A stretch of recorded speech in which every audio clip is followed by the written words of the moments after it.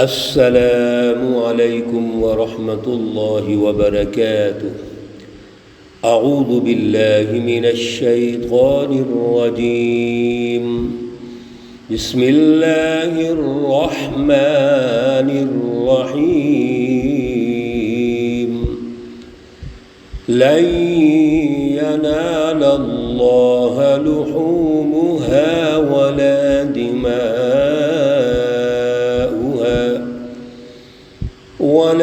دماؤها ولكن يناله التقوى منكم كذلك سخرها لكم لتكبروا الله على ما هداكم وبشر المحسنين۔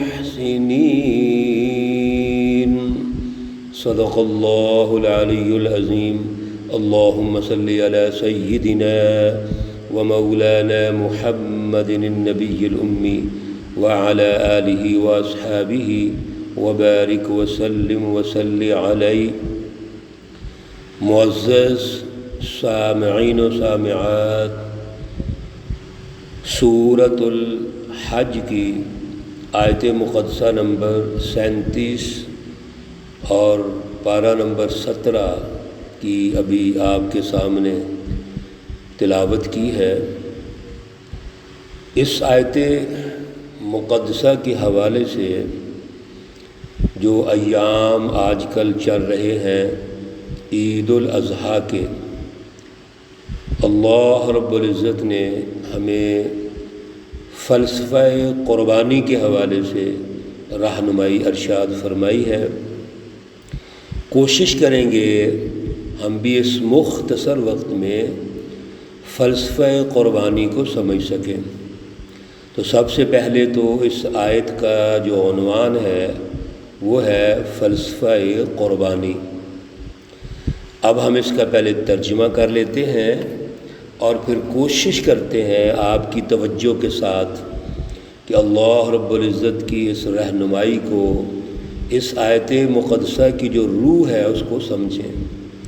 لن ینال اللہ لحومها، ہرگز نہیں پہنچتا اللہ رب العزت کو ان کا گوشت، ولا دماؤها، اور نہ ان کا خون، ولکن ینالہ التقوی منکم، اور لیکن اللہ رب العزت کو تم میں سے اس کا تقوی پہنچتا ہے۔ کذالک، اسی طرح، سخرھا لکم، اللہ رب العزت نے تمہارے لیے تمام جانوروں کو مسخر کر دیا، یعنی آپ کے سامنے بے بس کر دیا، آپ کے بس میں کر دیا، آپ کے کنٹرول میں کر دیا۔ لِتُكَبِّرُوا اللَّهَ، تاکہ آپ اللہ کی بڑائی کریں، عَلَى مَا هَدَاكُمْ، جس طرح اللہ رب العزت نے آپ کو رہنمائی دی ہے۔ وَبَشِّرِ الْمُحْسِنِينَ، اور بشارت ہے، خوشخبری ہے نیکی کرنے والوں کے لیے۔ میرے عزیزو، سب سے پہلے تو 3 باتیں اللہ رب العزت نے اس آیت مقدسہ میں ارشاد فرمائی ہیں، ان کو ہائی لائٹ کر لیتے ہیں اور پھر ہم اس آیت مقدسہ کی روح کو سمجھتے ہیں۔ اللہ رب العزت نے ارشاد فرمایا کہ یہ جو قربانیاں ہم دے رہے ہیں مختلف جانوروں کی، چھوٹے سے چھوٹے جانور سے لے کر بڑے سے بڑے جانور، اونٹ تک، بکرے اور چھترے سے لے کے، یہ جتنا بھی ان کا گوشت ہوتا ہے وہ اللہ کو مقصود نہیں ہے، نہ ہی اللہ کو مقصود ہے، نہ ہی اللہ کی ضرورت ہے، وہ تو اللہ بے نیاز ہے، بلکہ یہ گوشت اور اس کا جو آپ خون بہاتے ہیں اس کے کچھ مقاصد ہیں۔ سب سے بڑا گوشت کا مقصد تو آپ خود کھائیں، اپنے عزیزوں کو دیں، ضرورت مندوں کو دیں، معاشرے میں تقسیم کریں۔ تقسیم کار کے اصول پر گوشت کا استعمال ہونا چاہیے، کیونکہ ہمارا یہ موضوع نہیں ہے، اس کی مستقل احادیث مبارکہ ہے، اس کا پیٹرن کیا ہونا چاہیے۔ دوسری بات، وَلَٰكِن يَنَالُهُ التَّقْوَىٰ مِنكُمْ، اصل میں جو مقصود ہے ان قربانیوں کا وہ تقوی ہے۔ تیسری بات، اللہ رب العزت ارشاد فرماتے ہیں کہ جتنے بھی یہ جانور ہیں، بڑے سے بڑا ہو یا چھوٹا ہو، ہم نے آپ کے قابو میں دے دیے، وہ آپ کی گرفت میں ہیں، آپ کے بس میں ہیں، لیکن کرنا کیا ہے؟ لِتُكَبِّرُوا اللَّهَ عَلَىٰ مَا هَدَاكُمْ۔ قابو میں دینے کا مقصد تو یہ ہے کہ جو پروسیس اللہ نے ارشاد فرمایا ہے اور جو روح اس کی ارشاد فرمائی ہے، مقاصد اور اہداف ارشاد فرمائے ہیں، ان کو پیش نظر رکھیں، اور جب ان کو ذبح کریں تو اللہ اکبر، اللہ کا نام بلند کریں۔ میرے عزیزو، سب سے پہلے تو یہ سمجھیے کہ تقوی کیا ہے۔ ہر عبادت کی جو روح ہے وہ تقوی ہے۔ جب ہم نماز کے حوالے سے قرآن پاک کا مطالعہ کرتے ہیں، روزے کے حوالے سے قرآن پاک کا مطالعہ کرتے ہیں، حج کے حوالے سے ہم قرآن کا مطالعہ کرتے ہیں، اور آج ویسے بھی حج پڑھا جا رہا ہے۔ اللہ رب العزت تمام حجاج کرام کا حج قبول فرمائے۔ تمام عبادات کی جو روح ہے وہ اس کی ظاہری شکل نہیں ہوتی، بلکہ روح وہ ہے جس کو اللہ رب العزت نے تقوی کے لفظ سے ارشاد فرمایا۔ مثلا ہم نماز پڑھتے ہیں تو نماز میں رکعات ہیں، رکوع ہیں، سجدے ہیں، وغیرہ وغیرہ۔ قربانی دیتے ہیں اور قربانی میں باقاعدہ ہم ایک جانور خریدتے ہیں، اور جیسے احادیث میں آیا ہے خوبصورت جانور خریدیں اپنی طاقت کے مطابق، تو یہ اس کی ایک ظاہری شکل ہے۔ روزہ رکھتے ہیں صبح صادق سے لے کے غروب آفتاب تک، ہم بھوکے اور پیاسے رہتے ہیں۔ حج کرتے ہیں کتنے پیسے لگا کر، اور اب تو حج اور مہنگا ہو گیا، اتنا لمبا سفر کرتے ہیں، اس کا ایک پروسیس ہے، اللہ کی رہنمائی ہے۔ یہ سب کچھ جو کچھ ہم کر رہے ہیں، اس کے پیچھے روح کیا ہے؟ تقوی، اس کا جو نتیجہ حاصل کرنا ہے۔ میرے عزیزو، تقوی کو جو لفظ ہے اس کے دو ستون ہیں، دو بنیادیں ہیں۔ اگر ہم وہ دونوں بنیادیں سمجھیں گے تو تقوی کا نتیجہ حاصل کر لیں گے۔ تقوی کا پہلا ستون اور بنیاد اللہ کی پہچان ہے، جس کو ہم خدا شناسی کہتے ہیں۔ اللہ کو پہچان لیں۔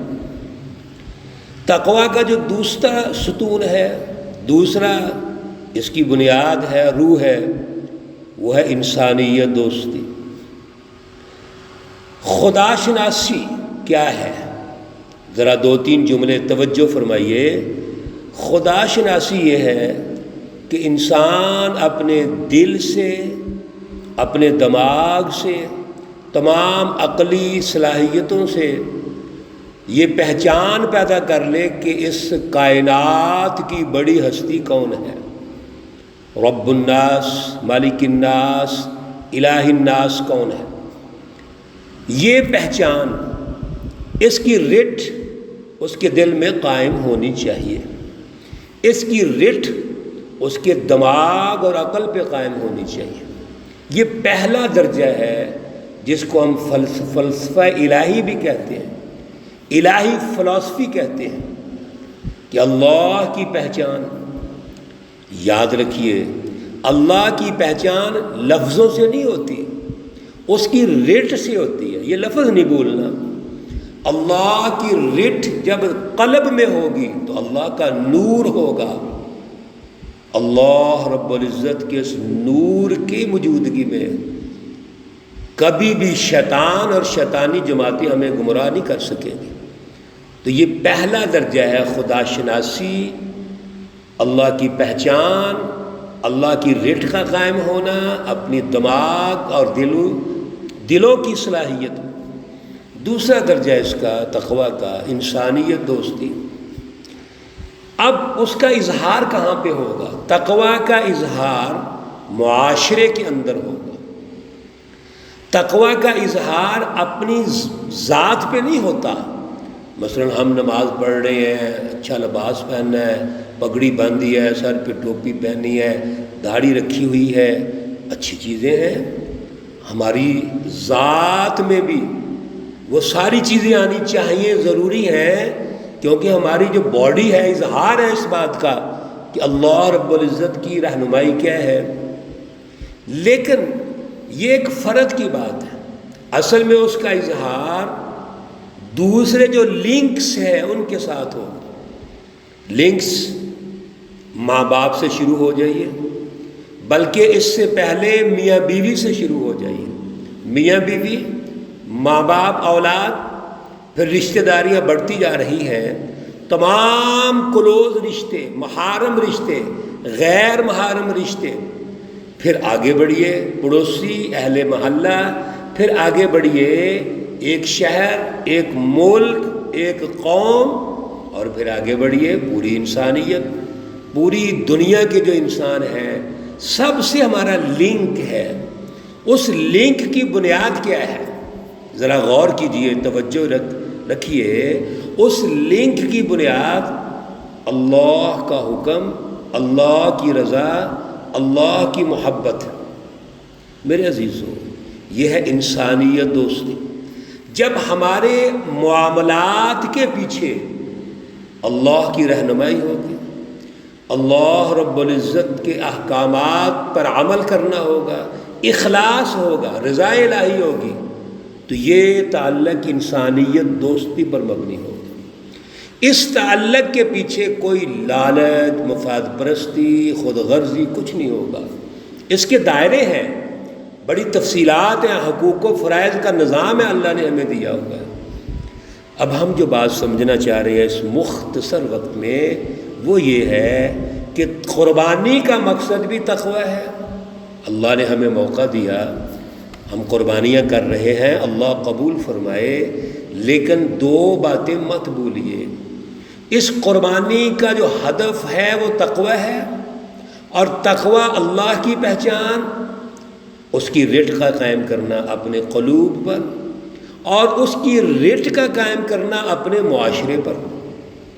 اللہ رب العزت کی رٹ جب معاشرے پہ قائم ہوگی، اس کی رہنمائی غالب ہوگی، اس کی بالادستی ہوگی، جس کو ہم غلبہ اسلام کہتے ہیں، تو ہر فرد کا دوسرے فرد سے جو لنک ہے، ربط ہے، جوڑ ہے، میرے عزیزو، اس کے پیچھے اللہ کی رضا ہوگی، وہ انسانیت دوستی پر مبنی ہوگی۔